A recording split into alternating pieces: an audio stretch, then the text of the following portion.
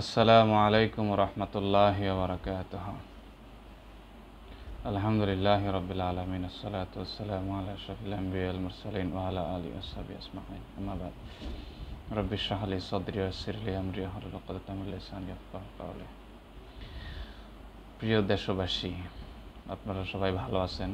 দেশে কিংবা বিদেশে যে যেখানে আছেন, যেখান থেকে আমার বক্তব্য দেখতেছেন, শুনতেছেন, সকলকে অভিনন্দন জানাই। একটা বিষয় আজকে আপনাদের সাথে শেয়ার করতে যাচ্ছি, সেটা হচ্ছে এই 1947 সালে ব্রিটিশরা যখন আমাদের এই অঞ্চল থেকে বিদায় হয়ে যায়, তখন ধর্মের ভিত্তিতে আমাদের এই অঞ্চলের রাষ্ট্রগুলো ভাগ হয়। পাকিস্তান, বাংলাদেশ এবং ইন্ডিয়া, হিন্দুস্তান।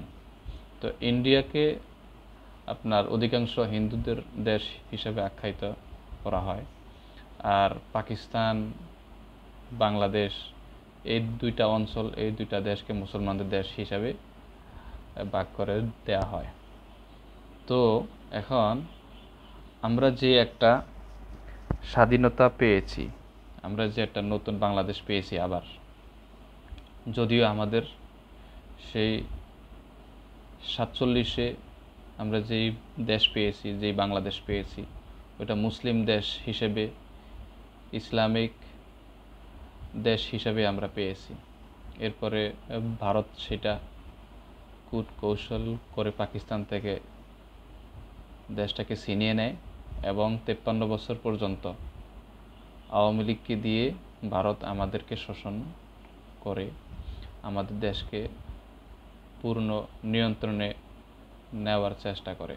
অবশেষে আল্লাহ রাব্বুল আলামিন ভারতের আধিপত্যবাদ থেকে আমাদেরকে রক্ষা করেছেন, মুক্ত করেছেন। তো এখানে একটা বিশেষ কথা হচ্ছে এই, ভারত তার হিন্দুত্ববাদী আগ্রাসন এটা আমাদেরকে দেখিয়ে আসছে সেই 1947 সাল থেকে। তো ভারত কখনো আমাদেরকে তাদের মিত্র রাষ্ট্র হিসাবে কখনো দেখবে না, এবং তারা যে দেখবে এটা কখনো বিশ্বাস করাও যায় না। কারণ তাদের বর্তমানের রাজনৈতিক, অর্থনৈতিক, সামাজিক সমস্ত ক্ষমতা একচেটিয়াভাবে নিয়ন্ত্রণ হচ্ছে হিন্দু ধর্মবিশ্বাস অনুযায়ী। হিন্দুদের কৃষ্টি, কালচার, হিন্দুদের আপনার ধর্মীয় যেই ভবিষ্যৎবাণী বলি, যা বলি, সেই অনুযায়ী ইন্ডিয়া বর্তমানে পরিচালিত হচ্ছে। তো আমাদের যারা বর্তমানে রাষ্ট্র নিয়ে ভাবতেছেন, রাষ্ট্রের পলিসি মেকার যারা আছেন, আমাদেরকে এই জিনিসটা মাথায় রাখতে হবে যে বাংলাদেশ একটি মুসলিম দেশ। মুসলমানদের জন্য এই দেশটা এস্টাবলিশড হয়েছে, ভাগ হয়েছে, এবং এই অঞ্চলে প্রায় 90 থেকে 95% জনসংখ্যা হচ্ছে মুসলমান। তো এখানে ইসলাম বিদ্বেষী কোনো রাষ্ট্রনীতি এখানে যদিও নেন, কিন্তু এটা টিকবে না। হয়তো এখন বর্তমান যারা পলিসি মেকার হিসাবে আছেন, এরা হয়তোবা এমন কিছু মতবাদ আমাদেরকে দিয়ে যাবেন আবার, যেমন কি বহুত্ববাদ, প্লুরালিজম। তো এই সমস্ত আজে বাজে ইজমগুলো, যেগুলো আসলে আমাদের ইসলামে সাপোর্ট করে না, ইসলাম কখনো সমর্থন করে না। কারণ ইসলাম যেই নীতি আদর্শ দিয়ে গেছেন, এগুলার মধ্যেই কিন্তু আপনার অন্যান্য জাতিদের সাথে বসবাস করতে হবে, এটা স্পষ্ট হয়, এটা স্পষ্ট আছে। যেমন আল্লাহ রসুলের মদিনাতে যেই রাষ্ট্র প্রতিষ্ঠা করে গেছেন, ওখানেও কিন্তু অন্যান্য ধর্মের লোকেরা ছিল, অন্যান্য বিশ্বাসী লোকদের একটা সহাবস্থান ছিল। তো এখানে যেই কথাটা হচ্ছে ইম্পর্টেন্ট, সেটা হচ্ছে এই যে আমাদের প্রতিবেশী রাষ্ট্র, হিন্দু রাষ্ট্র ইন্ডিয়াকে আমাদেরকে সেইভাবে ট্রিট করতে হবে, এবং সেইভাবে আমাদের রাষ্ট্রীয় মূলনীতি, পলিসিগুলো তৈরি করতে হবে। তো বাংলাদেশটা হচ্ছে একটা মুসলিম দেশ, এখানে মুসলিম তাহাজিব, তামাদ্দুন এগুলাকে সামনে রেখে আমাদেরকে আগাতে হবে। আমরা যদি দ্বিমুখিতা অথবা দ্বিচারিতা যদি অবলম্বন করে যদি আগাই, আবার দেশটা কি হবে?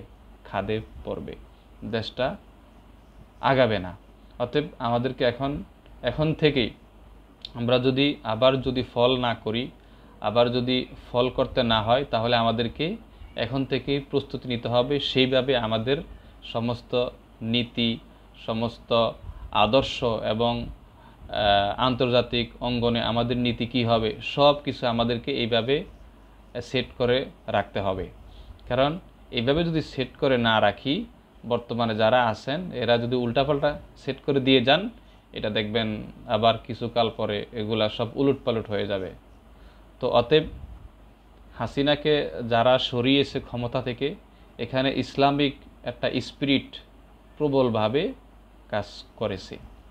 তো অতএব এই আন্দোলনের রসদ ছিল জুলুমের বিরুদ্ধে, এবং জুলুমের বিরুদ্ধে যে দাঁড়াতে হবে, জুলুমের বিরুদ্ধে যে আমাদেরকে কথা বলতে হবে, জুলুমকে যে সরাতে হবে, এটা একমাত্র আমরা মুসলমানরা ইসলাম থেকে পেয়েছি, কোরআন হাদিস থেকে পেয়েছি, ইসলামিক স্পিরিট থেকে পেয়েছি। তো সেই দৃষ্টিকোণ থেকে আগামীর বাংলাদেশ প্রতিষ্ঠিত হবে ইসলামিক স্পিরিটের উপরে, ইসলামী নীতি আদর্শের উপরে, এবং সেই আদর্শ অনুযায়ী আমাদের সমাজের পলিসি ঠিক করতে হবে, রাষ্ট্রের পলিসি ঠিক করতে হবে, এবং আন্তর্জাতিক অঙ্গনে আমাদের পলিসি কী হবে সেগুলোকে সাজাইতে হবে। তো আমরা কারোর সাথে শত্রুতা চাই না, আমরা সবার সাথে চাই একটা কি বন্ধুত্বপূর্ণ সম্পর্ক। কিন্তু কেউ যখন আমাদেরকে আঘাত করতে আসবে, আমরা অবশ্যই সেটাকে রুখে দিব প্রবল বেগে, এবং স্ট্রংভাবে আমরা সেই জবাব দিব ইনশাল্লাহ। অতএব এই নীতি নিয়ে আমাদেরকে আগাতে হবে। এই বলে আমার বক্তব্য শেষ করছি। আসসালামু আলাইকুম রহমতুল্লাহ।